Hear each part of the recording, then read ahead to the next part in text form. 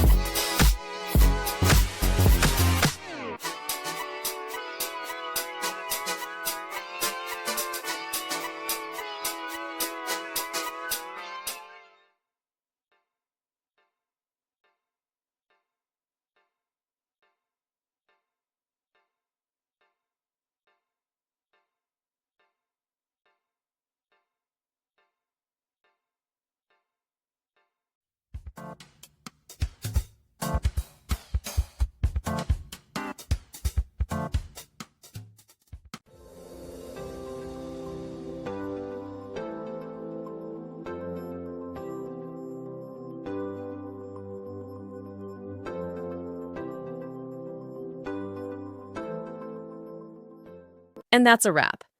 I hope you found the answer you were looking for. If you did, take a second to hit that subscribe button. It really helps out. And let me know in the comments which solution worked best for you. See you next time in the debug zone.